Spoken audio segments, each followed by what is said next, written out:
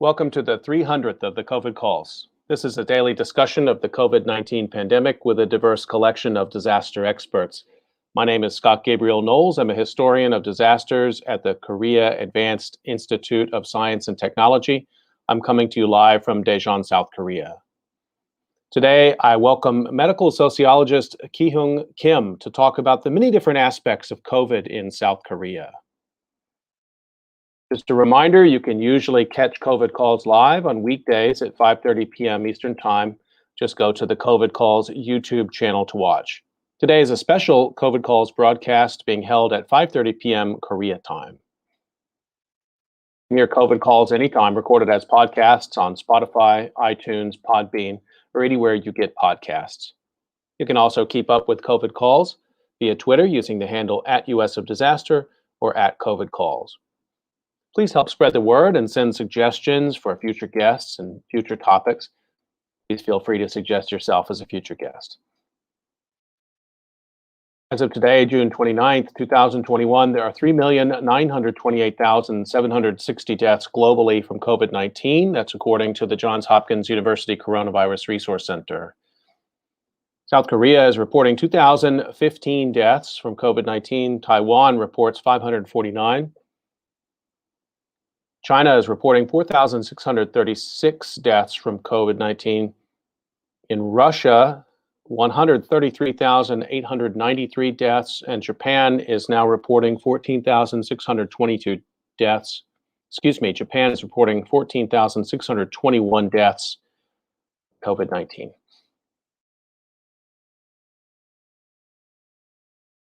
As a way to bring some humanity to the numbers, I've been reading a life story or a story of advocacy for those impacted by the pandemic. I'd like to continue that now. Headline is Richard K. Kim, pioneering Korean-American prosecutor, dies at 76. This was written by Sam Roberts and was published in the New York Times, April 22nd, 2021. Richard Kim immigrated from South Korea to the United States in 1970. Earned a master's degree in business administration from Columbia University and became a certified public accountant. But he always wanted to follow in his father's footsteps and practice law.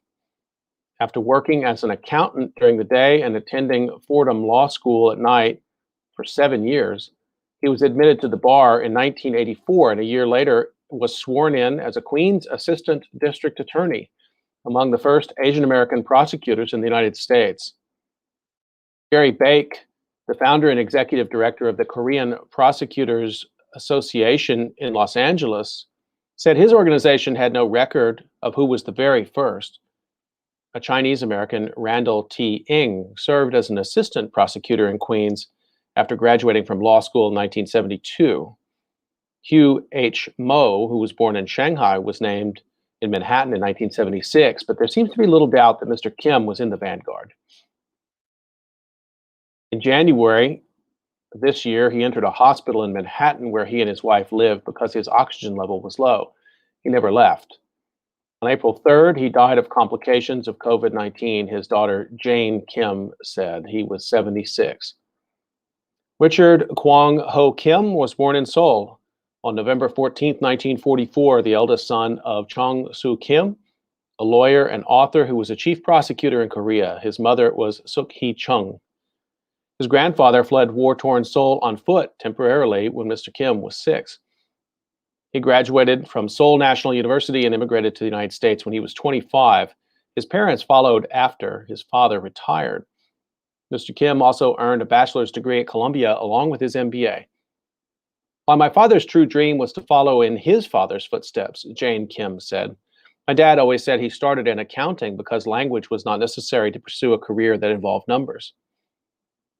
In 1976, he married Myung Yim, who later ran a women's clothing store and became an acupuncturist and a practitioner of herbal medicine.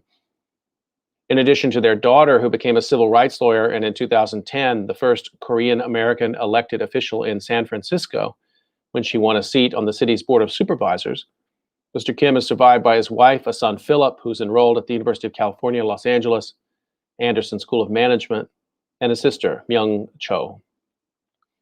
After serving under Queens District Attorney John J. Santucci, Mr. Kim went into private practice According to court records, he was disbarred from 1995 to 2003 after a charge of conspiracy. He was sentenced to probation for that. In 1997, though, he became chief financial officer and general counsel of Kiss Products USA, a cosmetics company based in Port Washington, New York, that started in Flushing, Queens in 1989 and later went global. In a time when Asian Americans are finally talking about Stop Asian Violence and the dearth of Asian Americans in law enforcement, Ms. Kim said in an email, Richard understood the significance of serving the burgeoning Korean-speaking community as assistant district attorney in New York City in 1985.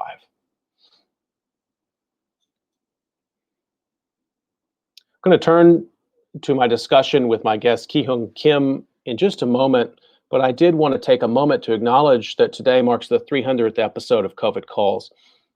When I started doing COVID Calls in March of 2020, it was a resource for daily discussion when information about how to react to the pandemic was literally evolving minute by minute.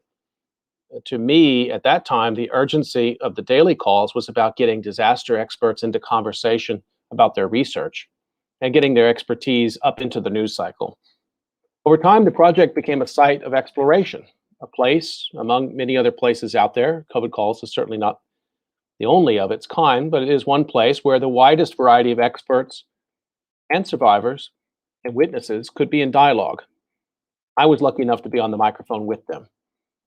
Every day, we've been trying to make sense of the pandemic and trying also to make sense of the tools that we have to create and sustain this knowledge, and when necessary, to make new tools. Over the past couple of months, especially as the pandemic has moved into its next act in North America, I've noticed a shift.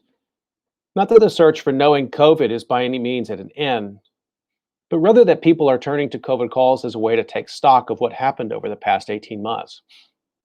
I should say at this point, for guests who are experts in Brazil or in India or based outside of North America, based here where I am, for example, in South Korea, this is not yet time for a post-action report or a eulogy for COVID. COVID is still a very serious daily threat to life. Still, there is among many a sense of passage, a movement out of one life and into another. For me, that means waiting for a vaccination, but the wait isn't endless. I see it on a calendar. I've heard people say that they are eager just to forget and to move on. I've even had one person chastise me on social media for wanting to linger with the memory of COVID too long, almost as if I've made a choice to reside in the darkness of it. I've thought a lot about that comment. And, maybe there is some truth there. Even when my own daily risk goes down through vaccination, not yet, but soon, I know I will still want to reside in this space of uncertainty and concern a while longer. This is a place of vigilance and of action. And I worry that society will move to closure and forgetting before the power of the uncertainty and fear provokes us to act, to take meaningful action. And act we must. We have so much to do for our health systems, our struggles for justice, our schools, our care workers. COVID shows the need for reform at every turn. So let's get vaccinated and live, but let's not let go of this feeling of, what else can I call it, fear, of deep concern, until we've done what we can do for a safer future. Disaster memory is not apolitical, it's not uncritical, and it's not behind glass at a museum. Memory can and should provoke, and the future of COVID memory is literally being made right now. We are making it.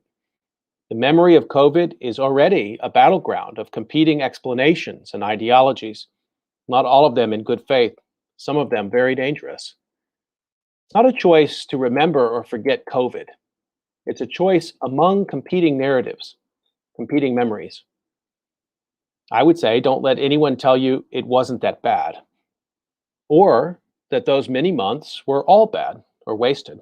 It wasn't one thing or another. COVID was and is as diverse as life and society itself. COVID forced us to create new practices of work and sociability, even some new ways of living, some attention to the brokenness of the old ways too. We might not want to give up on that knowledge so quickly. That's good and useful, but at the core, there's also a struggle to learn hard lessons from COVID-19. Let's work together to sustain the lessons based in the grim truth of unnecessary deaths, compassion for those still suffering, and a just recovery to come. Thanks for all who've participated with me through these 300 episodes to try to do that work. I also want to thank Shivani Patel, Bucky Stanton, Hyuna Kim, and Eleanor Mays, the indispensable core members of the COVID Calls team. And I also want to let you know that in a few weeks' time, the COVID Calls research portal will finally launch. Plus, we have more guest hosts coming in the weeks to come. Kim Fortune, Jacob Steer-Williams, and Kristen Urquiza will all take the mic. And I want to thank Felicia Henry, who has guest hosted 3 times already, including this morning. She did a fabulous job, and I hope you'll check out those episodes.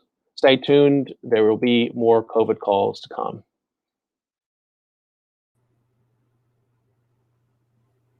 Okay, I want to introduce my guest today and thank him for his patience as I was talking about COVID Calls and the 300th episode. Let me introduce him. Ki-Hyun Kim is a professor at Postech, the Pohang University of Science and Technology in South Korea. He graduated from the sociology department at Sogang University and did his PhD in science studies in the science studies unit of the University of Edinburgh, where he worked on the social studies of infectious diseases, in particular, mad cow disease, BSE, scrapie, and VCJD. Professor Ki-Hyun worked at the Wellcome Trust Center for the History of Medicine at University College London and moved on to do laboratory studies at the Chemical Engineering Department, Imperial College London.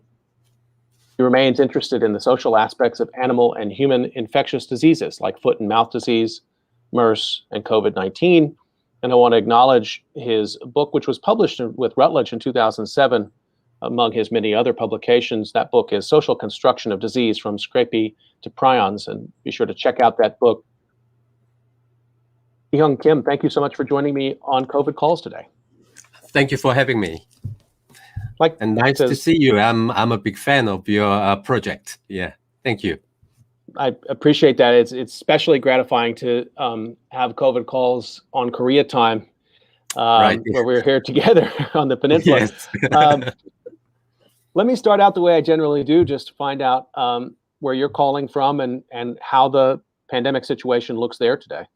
Right. I'm working at Postech. It is Pohang University of Science and Technology in South Korea, which is located in 2.5 hours away from the Seoul by train. The university is specialized for science and technology, and it is quite relatively small university, but quite strong research power compared to other universities in South Korea.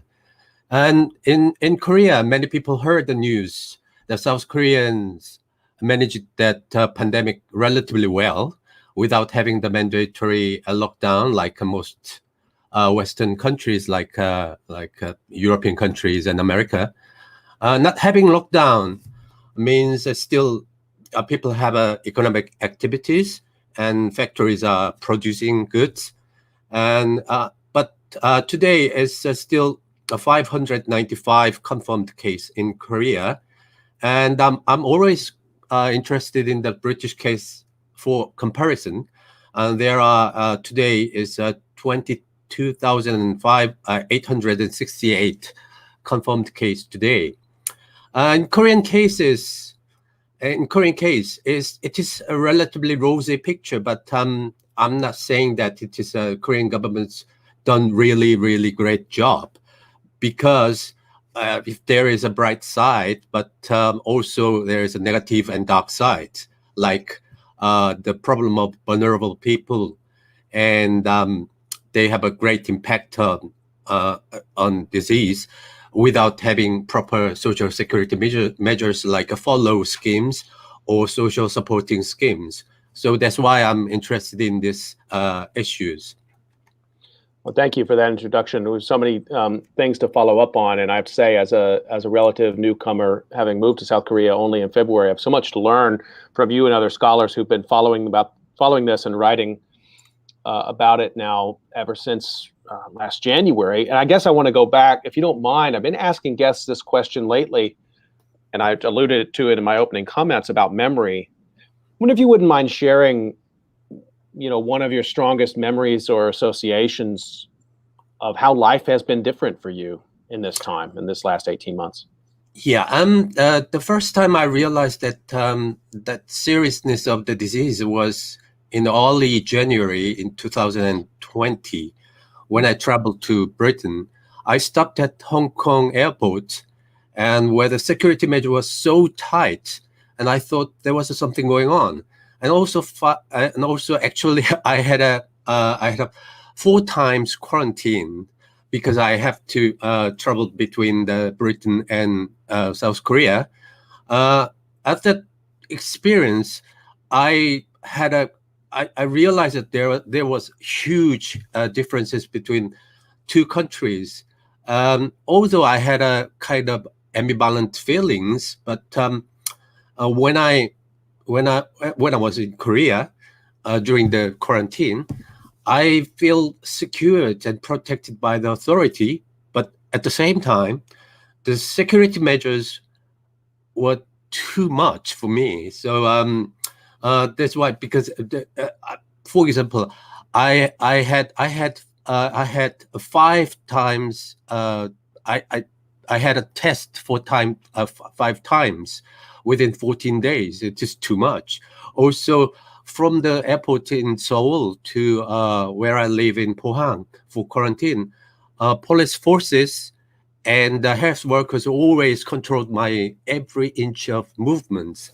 So sometimes I feel that it's too much, but at the same time I feel secured. But on the other hand, when I entered the airport in Britain, it is strange feelings that nobody checked my status of quarantine, and nobody called me for that where I am or where I'm staying, and the so-called test and tracing system was not working properly at the time. So it is basically free movement. It is kind of a polarized experience. One is very tight, controlled situation.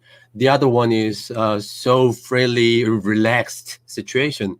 So that's why what is the problem with these two societies? So that's why I'm getting interested in that the case of the COVID-19 in South Korea and Britain.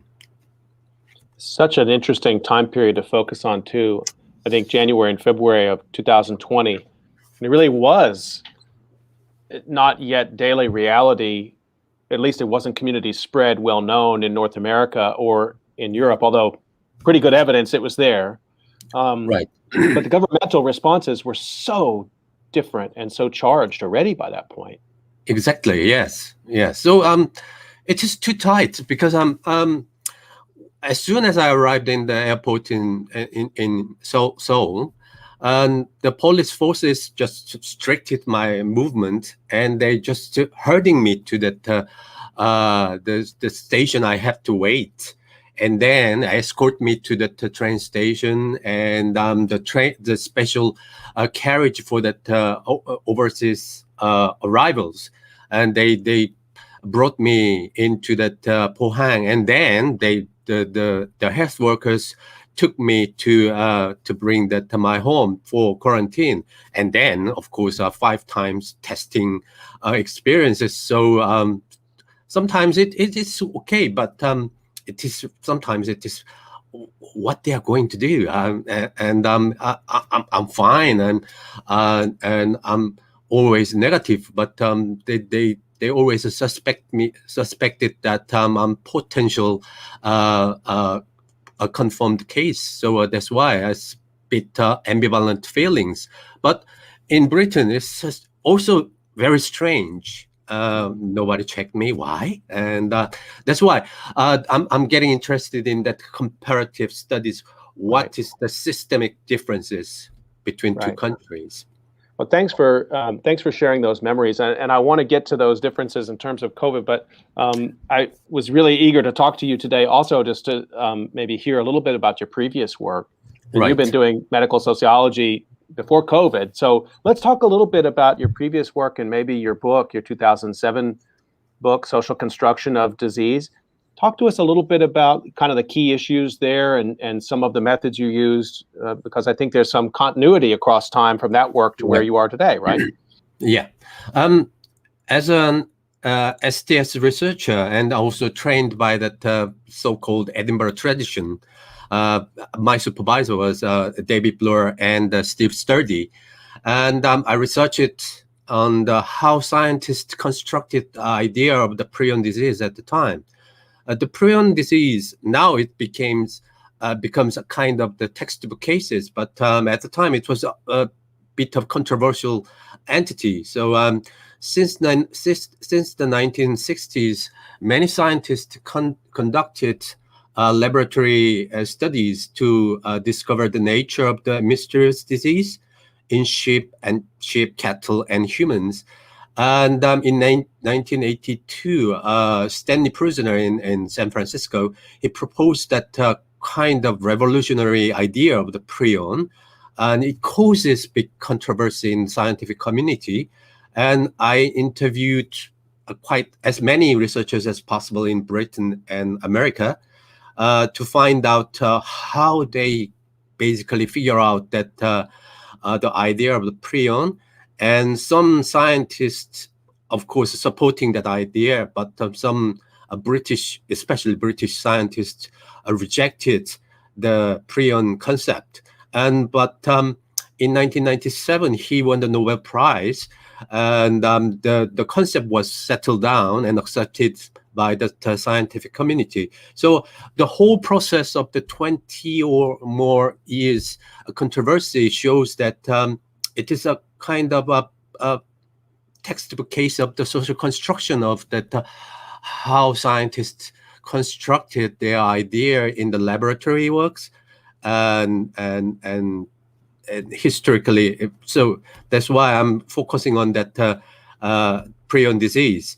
And after that, when I returned to South Korea, I'm mainly focusing on the animal and human infectious disease, which interestingly in South Korea, at the beginning of since the beginning of the 21st century, there was repeated outbreaks of the human and animal infectious disease like foot and mouth and avian influenza and MERS and SARS.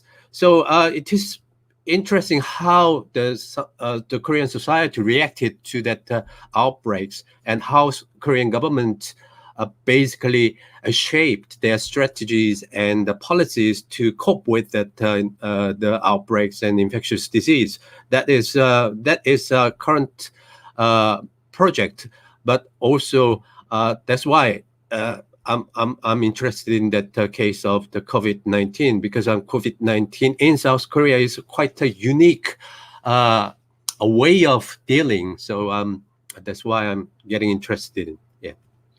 Just before we leave that earlier work, that's so interesting. And when you talk about social construction, at what point do you say that a disease is actually acknowledged? I mean, when do you sort of move into a sort of moment where you can actually say, okay, there's consensus about this, and then it begins to shape health policy, it begins to shape the health system? I'm always curious about that because it's hard to put a date on it, I feel like, but there's clearly a before and after. So how do you know when that work is complete? Right. It is because of the idea of the prion concept was suggested in 1982. Mm-hmm. And after that, for 15 years, scientists didn't know that what it is, what the nature of the infectious agent. And it is basically guessing work. And especially the prion scientists in San Francisco, they conducted a lot of laboratory work to figure out the nature of the infectious agent. On the other hand, some British scientists still stick to that there could be the informational molecule like a DNA in the infectious agent. So there was two different ideas collided at the time. So still, some scientists still don't believe that the prion idea. But I think the turning point is around 1991 when the Stanley Prisoners and his group conducted a very cutting-edge experiment. Of course, it is not. They are full of uncertainty at the time, and they show that quite a convincing picture of the prion is quite different from that conventional virus or microbe. So that's why it is the concept of prion begin to settle down within the scientific community. But when scientists constructed that idea, it's interesting to see how they make a consensus amongst scientists, because when I conducted interviews and research, about 50 main researchers around the world who specialized in the prions or the transmissible, it is called TSE. And the majority of scientists at the time didn't believe that prion concept. But a small minority of group of scientists at the time, they only believed that the concept of the prion. So it is quite interesting to see that how mobilizing technologies and lab works to convincing other scientists under the name of the prion. So that is my fundamental question: how they reach the consensus in the scientific community to accept the concept. Now it is a textbook case. Everybody believes that prion is there, but I don't know. At that period, it is quite interesting to see every scientist moving around and rejecting and accepting and showing that experimental evidence and counter evidence. So that's why I call that it is kind of a social construction of the disease, and also So thank you for sharing that, and I think I'm glad you spent some time describing it, because it's been one of the things people have really remarked upon with COVID, that and the pace is moving a little faster than the story you're telling us, but still, when scientists are deliberating in public and talking about uncertainty, that can be a little alarming to people who often, if they're not aware about how epidemiology works or how infectious disease works, they think it's sort of cut and dried. And to see it sort of unfolding on their television screens every night or on social media, that can be really disturbing to people, I think. And so that's kind of understanding that it usually takes a lot longer than 18 months, for example, is really important background. I want to turn to some discussion about what was going on in terms of infection control in South Korea, and how the South Korean government and health officials arrived at the strategy that they did, which they arrived at pretty quickly, I think, in the pandemic. And maybe if you could talk about that in the context of some of the experience with some of these previous diseases, particularly zoonotic diseases like foot and mouth disease or avian influenza.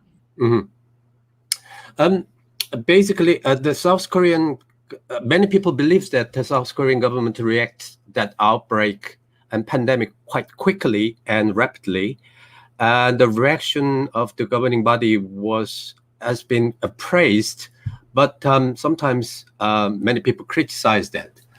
What I'm focusing on is if Korean case has a unique side compared to other countries' experience.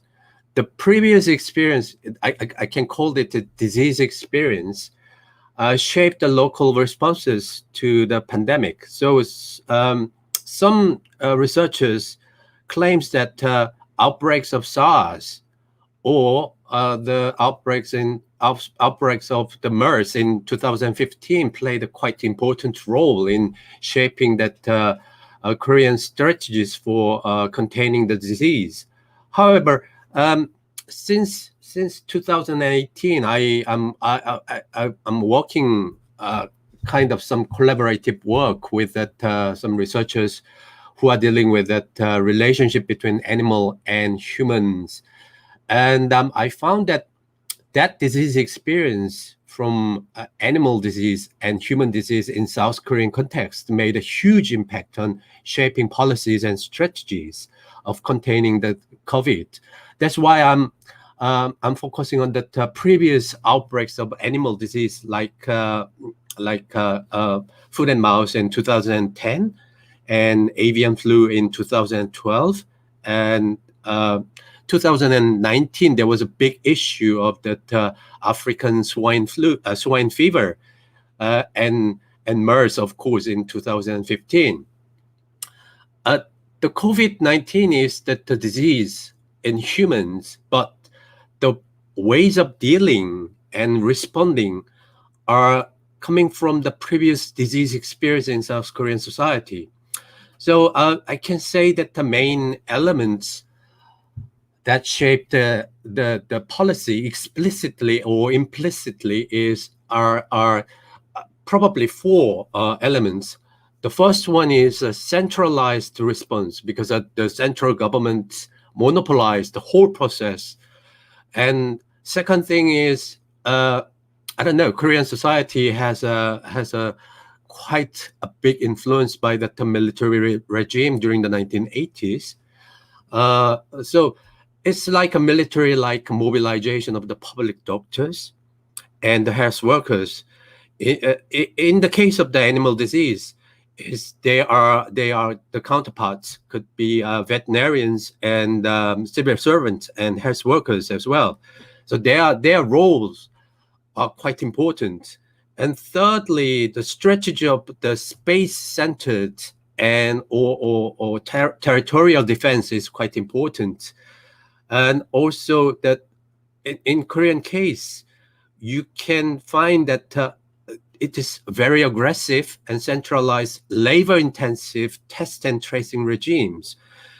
Of course, we are using that quite advanced PCR test for the population, and we have a quite good tracing applications and CCTV. But behind that, there was a very aggressive labor-intensive networks to manage their system. So we cannot neglect that side. So that's why I tried to unfold how that labor-intensive networks can work to manage that disease. And the basic idea of the managing that networks and systems comes from that not human disease. It's previous disease experience of foot and mouth and avian flu and SARS and MERS. For instance, during the outbreak of foot and mouth in 2010, there was a big debate of who have the right of the managing the antigenic and antibody test in the field. The local government claims that they need to have a right to, and they demanded basically the right of testing and sampling and collecting the whole process by the local government. But the central government rejected it. There was a huge debate, and finally, I think the central government successfully defends that their right of the testing system. So that's why now that the current system is still working by that central government, not local authorities. So that kind of relations or impact from the previous disease experience have a big influence on current regime of managing that disease. That's really interesting, and just those 4 points are so useful to think with. One of the things I wonder if you could say a little bit more was how some of that infrastructure may actually stretch back to the military, to the times of the military regime. Right. I mean, that might be surprising to people to think about how that kind of institutional health infrastructure can span across time that way. Where do you see evidence of that? Because Probably many people heard the news when the March of 2020, there was a big crisis in South Korea. There was a huge infection cases in Daegu, and because of that, one church members they are gathered together, and that there was a big transmissions happening. And at the time, there was a potential widespread of the whole nation, but how to defend that crisis was basically mobilizing that 1,500 public doctors, which is quite unique in Korean system. Every single the medical school graduate need to serve the military service. Instead of the conventional military service, they are basically located in the local public health hospitals. But at the time, the government decides you don't need to train that basic military training. Instead of that, you need to go to Daegu to defend the patients, and they need to take care of the patients. And so 1,500 public doctors, they played a really important role. So how mass mobilization of that manpower was possible? On the other hand, in European countries, when the pandemic begins and getting serious, for example, a British Medical Society announced that retired doctors and nurses coming back to a front line to serve and take care of the patients. It is basically sad stories, because retired doctors and nurses, of course, they sacrifice their private life and went to that front line, but they're basically retired. And so many the mortality cases, they're infected by the patient and they died. So it was not successful. So the concept of the public doctor who can mobilize by that central government plays really important role. And where that system come from? I would say it is a long history of that military service in South Korea. It is a mandatory military service. So that's why it is they mobilized 1,500 public doctors pour into that the city of Daegu to defend the situation. So that's why they successfully defend that the situation and settle down. So that's why that is one example of that how kind of militarized the system of in South Korea can play the role in defending that disease. Yeah, that's a fascinating continuity in the Western media. I think the most commonly repeated idea that I saw was that it was the recent experience in South Korea with MERS, right? And that's the answer. We look to the Western media was constantly fascinated with the success of the South Korean case, and sometimes that fascination. And I talked recently about this with previous guests, Jae-won Hyun and Young-Sub Choi, about the problem of how the Western media sometimes refer to sort of an Asian response, exactly, yes. And that's a dangerous road to go down, because it becomes this sort of coded racism pretty quickly, and that's a problem. But I think journalists in good faith who were looking for things to learn from what was going on in South Korea were fascinated with what was learned by the government that they characterize as a sort of a muscle memory that served the country well. Do you agree with that assessment, that MERS played an important role? In some sense, yes and no. Because yes, because of the experience of the MERS in 2015 has a big impact on that shaping that whole government governing the system of the disease in South Korea.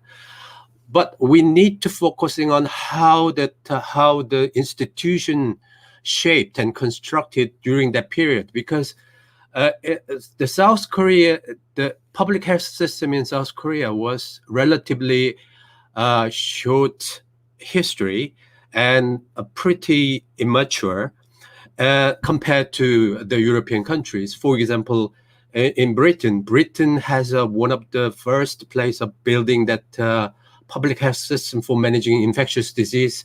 For example, cholera outbreaks in 1835 and the Public Health Act in 1875 was the big turning point of the history of the public health policy.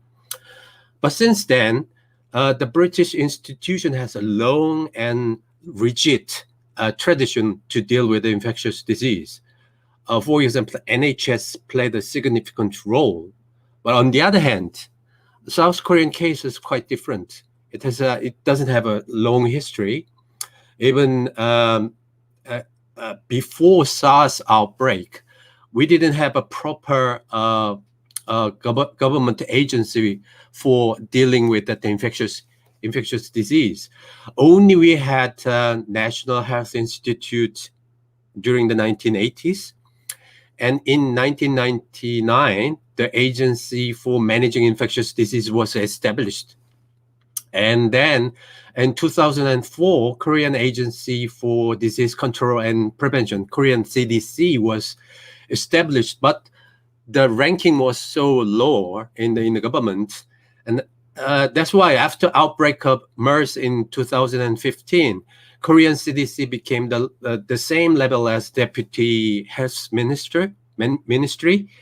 And then last year, at last, it became a proper independent agency. Why I mentioned that this historical process, because Korean society has a kind of, regarding the public health system, it has short and volatile history of institutionalizing that governing infectious disease.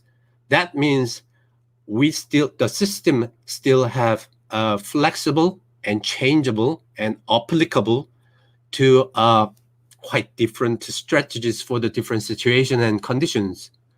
Of course, there are a lot of weaknesses, like the agency is not so powerful, and the power of implementing a policy is limited so far. But my point is the rigidity and sturdiness of the institution is quite important, because the British case is quite good example, because they have a long history. They have a quite rigid and strong tradition of the public health system. But at this time, the NHS is the kind of obstacle, because they always saying that protecting the NHS and save lives. That is a motto of the British handling of the pandemic. So why that public health system, which is rigid and sturdy, cannot cope with that novel infectious disease like COVID-19? Because sometimes it needs fundamentally new imaginations to cope with. That means we need a flexible and fluid reactions to the different conditions. So that's why it is kind of paradoxical situations. Korean cases have a quite short and immature institutions, but that's why they only can cope with that because they don't have a strong traditions. So it is quite flexible way of dealing that disease. And also the rigidity and the sturdiness of the tradition in Britain they always stick to that one orthodoxy, that is a flu, because whole models and strategies based on the flu model, not COVID-19. So that is a fundamental problems in the early stages of the pandemic, I think. So that's why I'm focusing on that. We need to focusing on the disease experience, the previous disease experience in animals and humans. So So in Korean society, it's quite interesting. When we cope with that so-called exotic infectious disease called Middle East respiratory syndrome, who on earth can imagine that mysterious disease comes from that in Middle East can arrive in far eastern corner of Asia? So it is totally new, and if we have a quite rigid system, probably they fail to cope with that. But fortunately, unfortunately, we have a quite flexible and immature system. So that's why we can cope with that disease relatively successfully. Yeah. It's such a helpful explanation, and particularly illuminating when you put it in comparative relief like that. I just want to remind guests you're listening to COVID Calls, the 300th episode of COVID Calls, as a matter of fact, and I'm talking with my guest, Ki-Hyung Kim, professor at Post-Tech here in South Korea. And I want to go a little further with this comparative work you've been doing between Britain and South Korea, and you have a recent article that was published. I'm just going to read a couple lines from it, because I think it's really interesting for us to discuss. You say so you're talking here about prediction models, and you just mentioned a minute ago the flu model as a sort of determinative model in the UK. You write, the utility of a disease spread prediction model based on a mathematical model has already gained technical trust in the spread of mad cow disease in the 1990s and foot and mouth disease in 2001. You're talking about this in the UK, and has been used as a basic resource for quarantine policies. Mm-hmm. In the process of preparing the quarantine policy against the spread of COVID-19 in 2020, you write, the mathematical model presented by an Imperial College research team played a decisive role in determining the nationwide containment policy. So talk to us about this mathematical model issue and where you see in it some room for critique. Right, yeah. The reason why focusing on that the mathematical model is in Korean strategy and policy, there was it's really hard to find that mathematical model or the prediction model in public domain, and also it is really hard to find that the expert in that area. But on the other hand, in British case, especially during the early stage of pandemic, in March 2020, the British Health Authority carefully showing that their plan of containing the disease, which can be called, they called it coronavirus battle plan. It is a four-staged plan. The first one is contain, delay, research, mitigation. This plan looks so well planned, and frankly speaking, it is really great. The main purpose of this plan was at the time was flattening the curve. That was buzzwords at the time. Everybody's talking about the flattening the curve. Probably you can remember that. And however, there is a fundamental weakness of this plan. I found that the plan was based on so-called flu model, which is mathematical model developed by that some group of scientists. They have quite long tradition since the mad cow disease and foot and mouth, and successfully established that mathematical models, and they successfully predict that transmission patterns in Britain.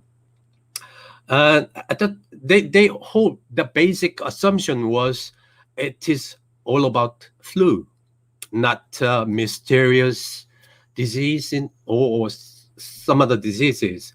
And also, in the case of the Ebola and Zika virus spread out in some part of area in Latin America and Africa, that the disease failed to reaching that British Islands. And around 2009, the British government changed the basic strategy from the they basically made a plan on the basis of the worst case scenario before the 2009. And after that, they changed the tactics called reasonable worst case scenario. What is a reasonable? Reasonable means probably it is an outcome of the complacency in their disease experience, because Zika or Ebola virus failed to reach that British Island, and only seasonal flu come and goes in the British society. So their plan was basically based on that flu model. So that flu model is always a basic idea for making mathematical model, and it was quite played an important role in shaping the policy in the early stage of the pandemic. But when they talking about flattening the curve, of course, when you talk about flu, the flu virus is gradually dying out as the weather improves. Because of the weather is getting warmer, the virus is dying out. It's the transmission is slowing down. They basically have an idea the virus is going to dying out in the spring and later in summer, but the flu is not COVID-19, and COVID-19 is not flu. So when they set up that mathematical models, I think it is I think it is a wrong assumption. So that's why when Bill Gates talking about this pandemic, it's a once in a century pandemic, the John Ioannidis of Stanford University, he called it is a once in a century data fiasco. Why he called it data fiasco is data is not come from the COVID-19. It's data comes from basically a flu. So so that's why I'm focusing on that. Why they failed to predict at the time in the early stages of the pandemic. And in the case of the South Korean experience, the picture is totally different. As you as I mentioned that we don't have mathematical prediction models in the area of the public health policy, and rather it is basically patchwork model, because I don't want to say it is critically, but some experts always claiming that Koreans are quite lucky in some sense, because for example, in 17th of December 2019, a small group of people in Korean CDC had an exercise with a situation that a mysterious coronavirus patient arrives in Korean airport. This unknown coronavirus need to detected by the quick test method at the time. So that's why the conclusion of the task force was a development of pan-coronavirus test kit. So that's why they begin to develop the test kit and test process by using the PCR in early January and February 2020. So some can say that, of course, that is a well-planned and preparedness situation in South Korea, but some people say it is pure luck. So how can we interpret this situation? So one side, in British case, have a long history, rigid and well-planned plan, well carefully established plan, but which is based on wrong assumptions. Right. In Korean cases, I don't know, it is a pure luck, or basically I can call it patchwork. You can cope with case by case and different conditions and situations. So that's why I'm focusing on that institutions of fluidity and flexibility. That is very important for me. Yeah. Just want to remind folks you're listening to COVID Calls, and just, you know, that importance of that flu model. I mean, I think it really got stuck in the mind of a lot of non-scientists too. And I even remember, in the spring of 2020, Donald Trump at that time talking about it's just the coronavirus will just go away, it will pass away. Exactly. And Yes. and some of that is just Trump talking, but I think some of that was also he was pulling from some of the same, narrative data that was using flu as a model and saying, yeah, as it warms up and people go outside, it won't spread as fast and it'll die out, and that's that. And so Right. he had that kind of lodged in his mind, I think, but that's not what they were dealing with. Yeah, I think that was a common sense amongst the scientists at the time. But I found that the mathematical prediction model was mismatched with that the reality of the COVID-19 situation. So that's why it is. There was huge differences between the flu model and COVID-19. So. I know, Professor Kim, there were some slides that maybe you wanted to show. Is that still relevant? No, that's fine. Yeah. Do you want to move on from that, or do you want to show them? That's fine. Okay. Let's just, if you don't mind, have a couple more questions. We're almost up on time, but did want to get a couple of other things into the discussion here. And I would like to talk about vaccination a little bit, if you don't mind. It's been, again, such a disjuncture when we compare the South Korean case to, let's say, the North American case, particularly the United States case, where infection control in the United States was just a nightmare. Right. I mean, even places that did it well don't even begin to approach the success of what was accomplished here in South Korea. And on the other hand, the United States, maybe predictably, government put so much emphasis on the rush to the vaccine, manufacture and rollout, that by the time of early spring of this year, there was vaccine, well, certainly by mid-spring, there was vaccine on demand in the United States in many, many communities. And still in Korea, the process is rolling out. So I'm curious how you think about the vaccine and vaccination process in South Korea and how you think it compares to other countries. I think every successful stories of the implementing the policy has kind of a hidden side of the complacency.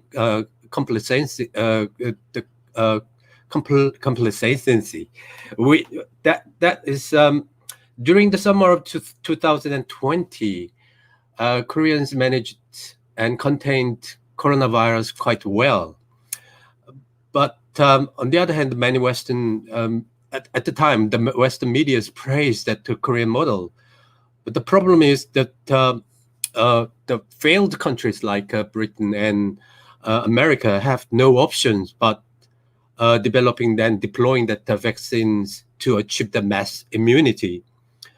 At the time, Korean authorities seems to me that lose the momentum of secure the vaccines at the time that was developing in some major pharmaceutical companies.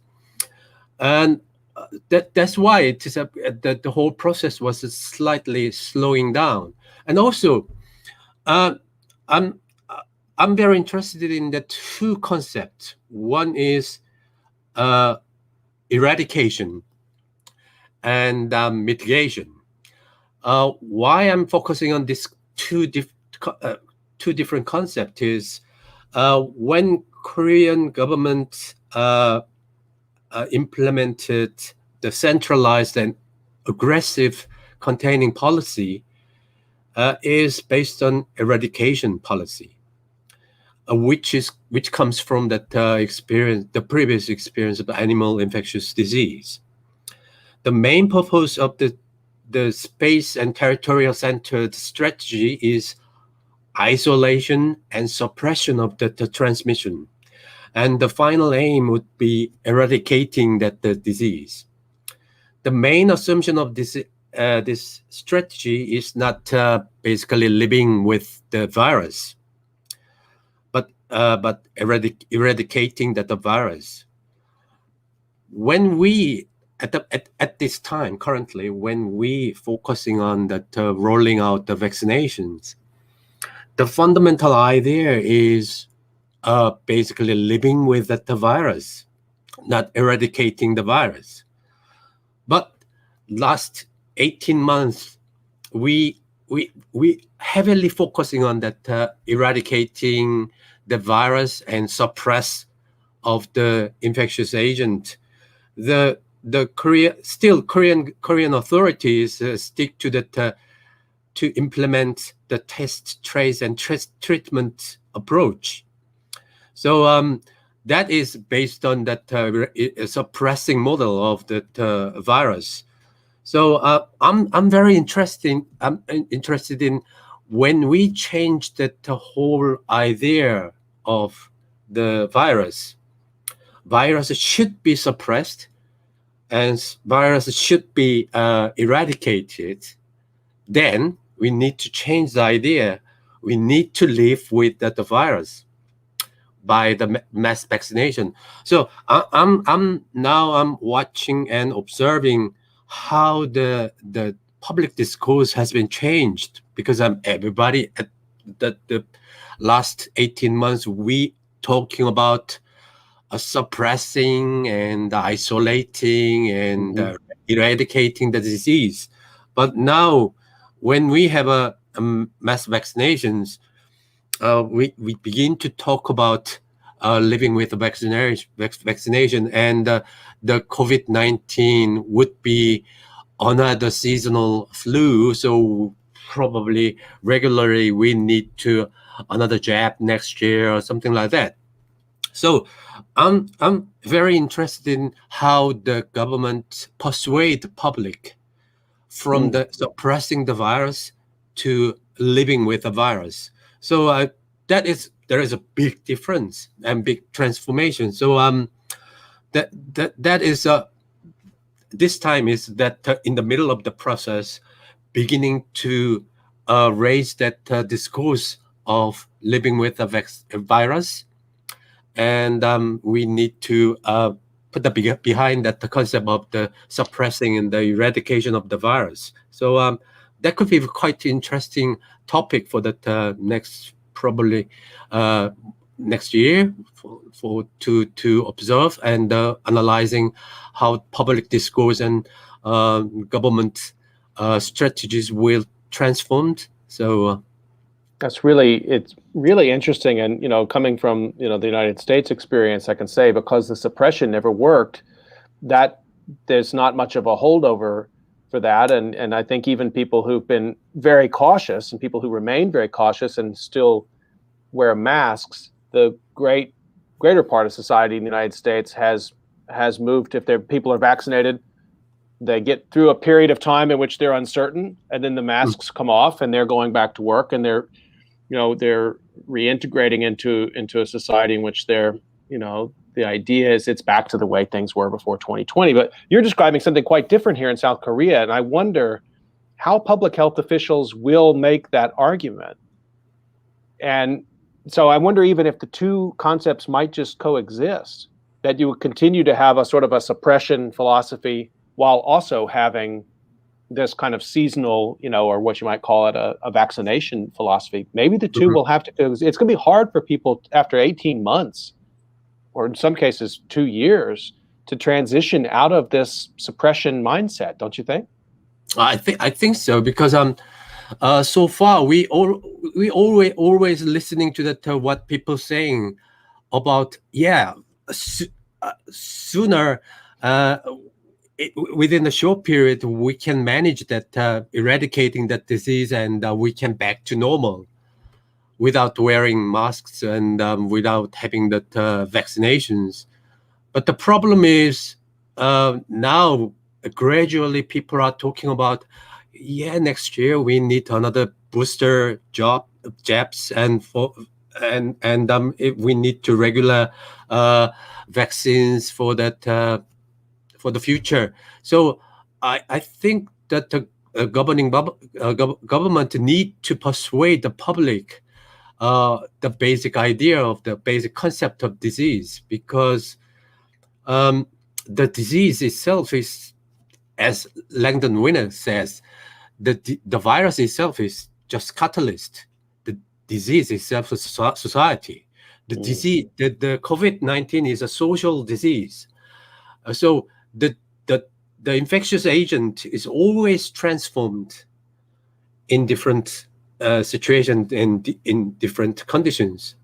And also the technology, wearing masks and testing regimes and PCR tests, they all are quite, I can say it is kind of a boundary object, because I'm coming from the test tradition. So when we talking about when we are talking about the technology like wearing masks and PCR test, always transformed in different space and different conditions. So I think that the wearing masks and social distancing would be kind of another new normals, and probably the focal point we need to carefully observe is how the whole society have shaped the consensus of what is virus and what is the disease. So yeah, you're giving me so much to think about. And I'm glad you mentioned Langdon Winter. And for listeners who are not familiar with Langdon Winter, he's a great STS scholar who's written a number of different works about nuclear risk and philosophy of technology. In the end, he has a great piece called "Do Artifacts Have Politics?" And as you were mentioning Langdon Winter, I'm thinking about the artifacts of COVID, the technological artifacts, the masks, and even the artifacts of social distancing, which are ubiquitous here in South Korea. Anywhere where somebody could line up, there's markings on the ground telling you where you should stand. And so I think those things are going to be, well, I don't know, it's just speculation, but what will it mean to dismantle that sort of technological regime of suppression? That will be a form of politics, and I'm not sure how comfortable it will be for some people to dismantle it. So probably that they all the social discourse would be quite different from that to what experts said. But the next we need to watch carefully, because when we talk about the technology, for example, PCR test in South Korea, which is quite successfully deployed and implementing, and behind that, we need to see how it is. It requires wider networks of the labor-intensive powers, lab workers, and PCR facilities, and all public health workers. It is quite big network to support that called PCR test. But in South Korea, luckily we have quite a good network of mobilizing that PCR test, and the centralized government managed that the whole test regime quite well. On the other hand, in British case was a very example of they failed to manage that test regimes, because I guess it is the kind of outcome of the PPP, called the Public and Private Partnership, which comes from New Labour during the 1990s and conservative government, because they need to invest, and they are allocating test regimes and managing systems. On the one hand, in the public health bodies like NHS, and on the other hand is private companies. But the problem is there is a fundamental mismatches between the two systems. That's why it fails. So now probably next year that the British Parliament launching that public committees for what happened last 2 years. So we can find that something quite interesting stories about how they managing that PPP systems in the area of the testing and tracing regimes. And we can compare that to the British system and Korean systems, and what Koreans did and actually is doing is based on very centralized, aggressive, military-like mobilization of systems. So it could be quite interesting for me, like STS researchers. I was going to say, talking with you today, I can see sort of sketched out in your mind the articles to come. It's really fascinating to hear you talk about them kind of one by one. I've been very greedy with your time, and we should conclude, but I did want to get one sort of little quick final question, which is as fascinating, it's probably more fascinating to North American listeners than it is to South Korean listeners. But what's your sense of, I was going to ask you the question, what's the sense of what's happening in North Korea with COVID? But not because I expect you to know the answer to that, but even just how do you think about that question? Because I think, there's been a lot of concern about what's happening in authoritarian regimes around the world with COVID. And naturally, that's going to be a concern with North Korea. I wonder if that's even an interesting question to you or other South Korean STS scholars at all. Of course, it is really, really hard to answer. But the relationship between the North Korea and South Korea is always relying on international politics. And also COVID situation in North Korea, also political issue, not public health issues. So when the relations between the North and South Korean societies improves, then probably there could be a lot of things to support a North Korean counterpart, providing testing systems and vaccines. However, the situation, we need to bear in mind, the North Korean situation is fundamentally different from the South. The regime is different, and conditions of nutrition of the population in North Korea is basically different. And the public health system is quite different from South Korea. So I don't think we can apply the same logic to that North Korean context. And in South Korea, there has been long debate how to see the North Korean society in politics and sociology. One thing is very, very clear. Although North and South Korea has the same roots, and we are close neighbor, the contextual conditions are totally different from what South Korean society.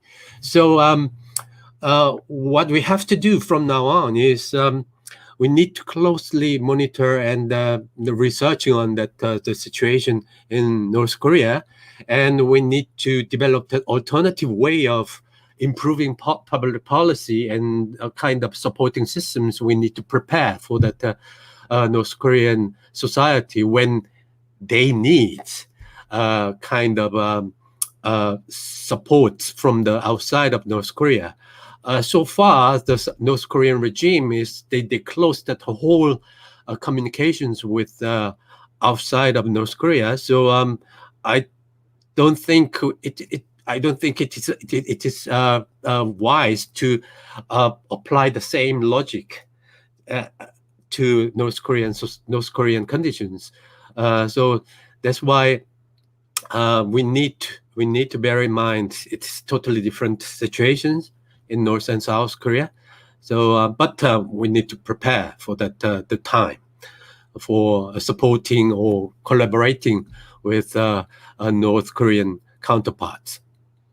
I want to remind everyone you've been listening to COVID Calls, and you can catch COVID Calls most weekdays at 5:30 p.m. Eastern Time. Today, a special COVID Calls, marking the 300th episode of COVID Calls with my guest Ki-Hyung Kim, which took place at 5:30 p.m. Korea time. And you can catch COVID Calls next on Wednesday at 5:30 p.m. Eastern Time, when I'll be talking with Stuart Landers and with a special co-host, Eleanor Mays. We'll be talking about LGBTQ communities and COVID-19 in the United States. So please do join me for that. And I just want to thank my guest, Ki-Hyun Kim, for talking about your fascinating trajectory of research and all of the work you've been doing on COVID-19. Learned a lot in the discussion. Thank you so much, Professor. Thank you for invitation. Thank you. Stay healthy, everyone, and we will see you on Wednesday, 5:30 p.m. Eastern Time. Thank you.